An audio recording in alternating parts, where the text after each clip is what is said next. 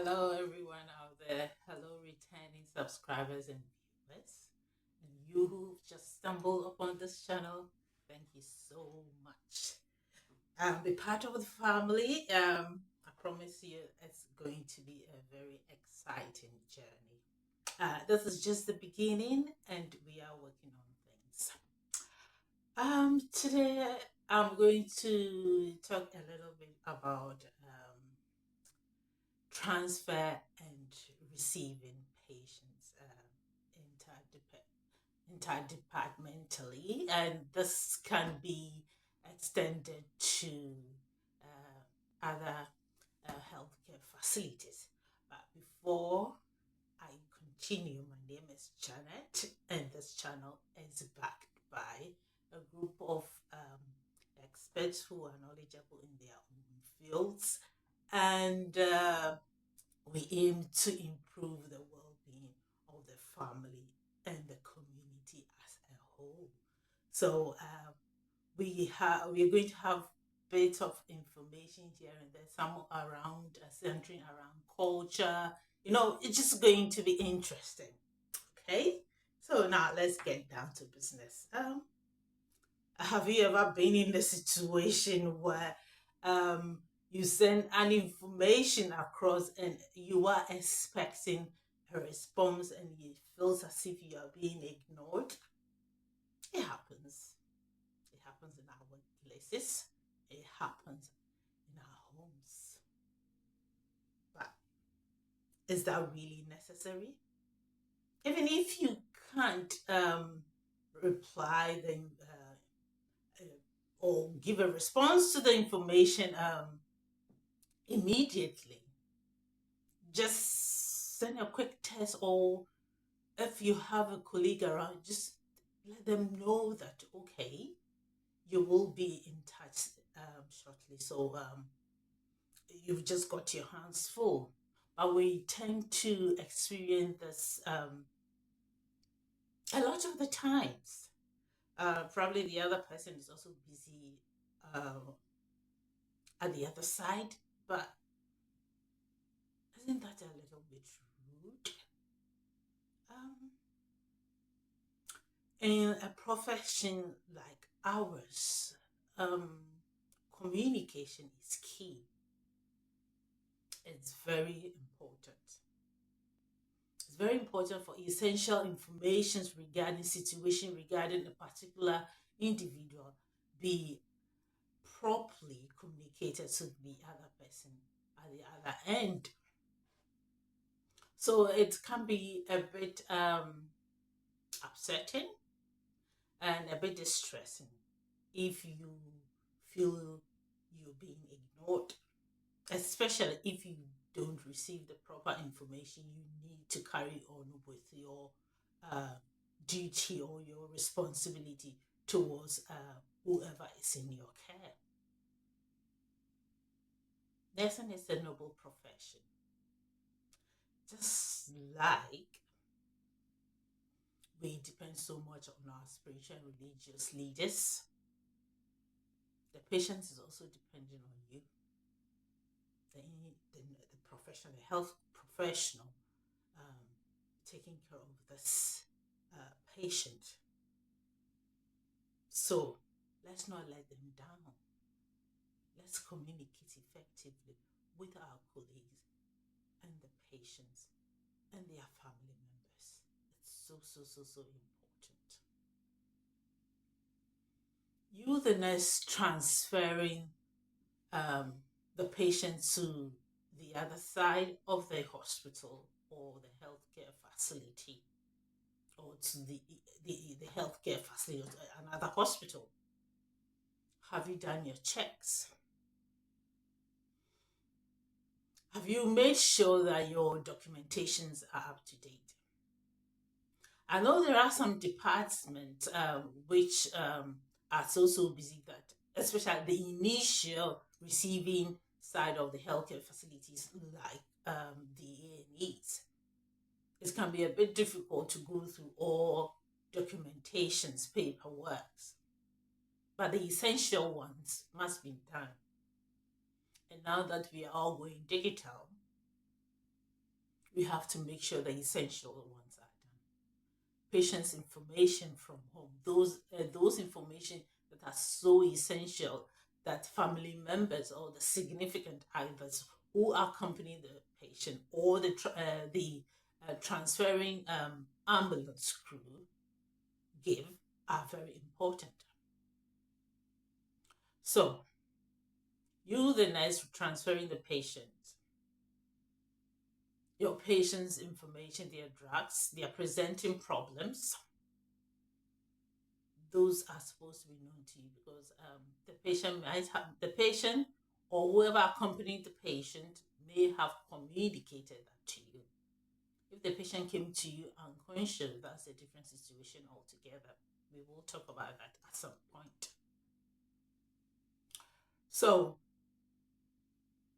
to carry on with this, I'm trying to say that you, the nurse transferring the patient or the health professional transferring the patient, because sometimes it can be that critical that a doctor will have to accompany the patient to the other side of the hospital, probably in the company of a nurse. Patients presenting symptoms or the patient, let me just put it this way so that all of us can understand. So the working diagnosis, the patient is going to the ward. The working diagnosis or the provisional diagnosis must be known to you. Is the patient coming in with any allergies? Do you know that? The patient's past medical history, very important, because sometimes when things take a turn, some other background history do come into play. So sometimes they have to also be tackled. They have to be treated. Let's say you have a patient who comes to you diabetic, came to you with a cardiac problem, a cardiac event, and then the patient takes a turn for the worse, and you later realize that the patient is diabetic. So these informations are very important when you are transferring the patient to the other side of the hospital healthcare facility. Now, did they come in with their own medication from home or wherever they are coming from? If they came in, we need to remember to take those with us. So we've spoken about knowing your patient, the documentation from the transferring nurse, the medication that the patient came in with. And we've also spoken about the provisional diagnosis or the working diagnosis of the patient. Drug allergies. Sometimes we overlook these things, but they are very important. They mustn't be overlooked. Drug allergies, please, do not overlook them. If it is an intolerance, we need to mention it. Find out from the patient and mention it. Now, the patient being transferred to the other side of the healthcare facility. Transferring nurse. Have you gotten in touch with them? Have you made them aware that you're coming? Have they given you an estimated time to bring the patient? Is there any infection that they should be worried about?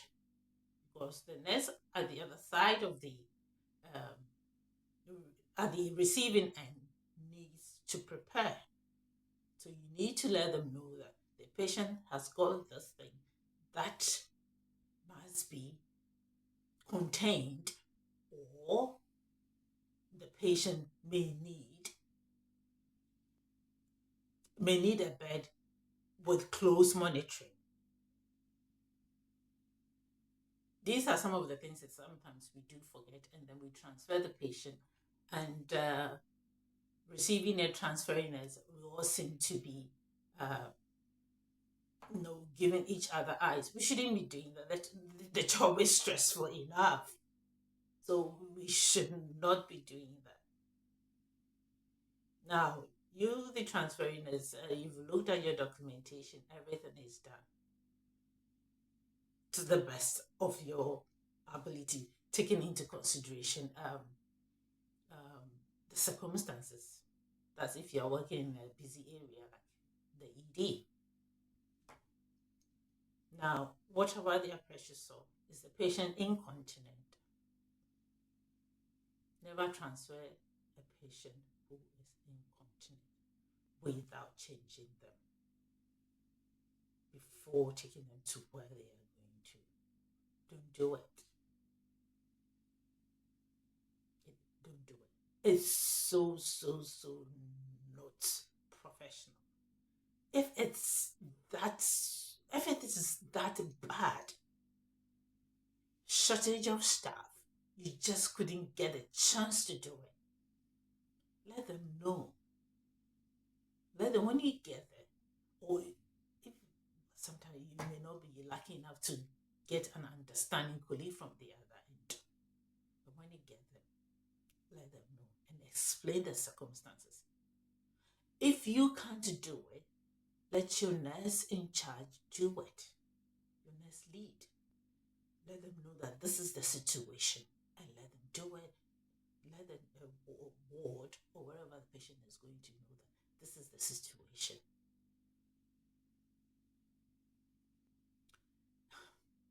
It's so disheartening when you receive a patient, sometimes with a proper handover, and then you are trying to get things into order, and then you realize that this patient that has been brought to is an incontinent patient, and they probably would need checking from time to time, or may probably need a close monitoring bed.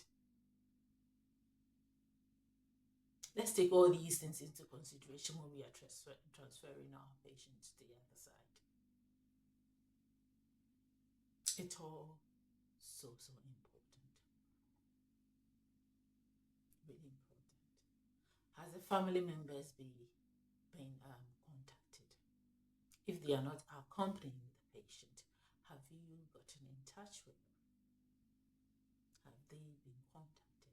So you transferring nurse, if you couldn't do it, do you have the details for the receiving nurse to actually do so? Now, you, the receiving nurse, it's your responsibility to know the patient coming to you, the patient's name, what they are coming in with, their background history, allergies. Does the patient need close monitoring? It's your responsibility to also find out. After you've taken all these informations, be sure to be around to receive your patient. Be sure to be around to receive your patient. If under any circumstance you cannot be available to take the patient, get someone who is competent enough to do this for you.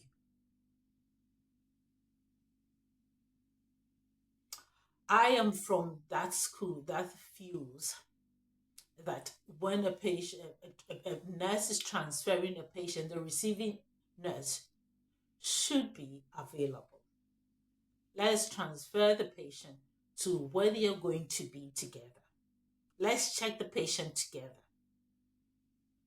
Let's both be happy that you have received the patient that you are expecting. Let me be happy that I have actually brought you the patient with good documentation, with the proper handover to the best of my ability, taking into consideration the circumstances under which the patient was brought to you. These are some of the things that we lose sight of. Sometimes you transfer a patient to a ward, and then you get the person that you gave the handover to is not available to take the patient. And you are of the hope that, okay, within 5 minutes or so, you would have been done, and you will be going back to your department. to take care of the others, because there are some half of the times when um, you don't really have someone, you know, taking care of the patient that you've left behind, especially if it has to do with things that you were doing originally, like some infusion, some blood transfusion and stuff like that. You would have to go and carry on, especially when you do not have enough staff on the shop floor.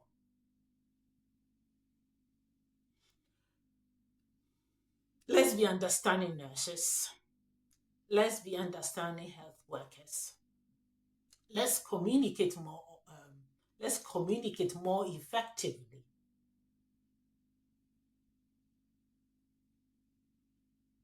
The profession is having so many changes. So many responsibilities are being put on the health professional, on the health professionals. However, we are struggling with very little staff. We are so short of staff. If you look at what the NMC patient to a nurse ratio is, I wonder how many hospitals are being able to achieve those targets.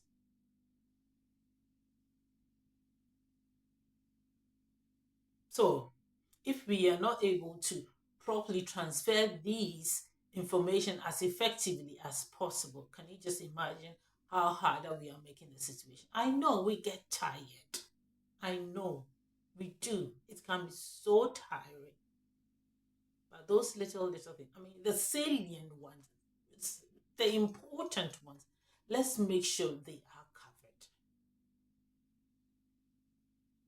Were there any start medication that was supposed to be given that you missed? If that medication is not where the patient is going to go with, do you have it? If you have it with you, take it with you. If you can't give it and the nurse is willing to do it, take it with you and let them do it. If the medication is not available, whoever prescribed that medication, make sure they are aware. Can you just imagine receiving a patient or transferring a patient with a start dose, which is so important, that is supposed to be given and hasn't been given?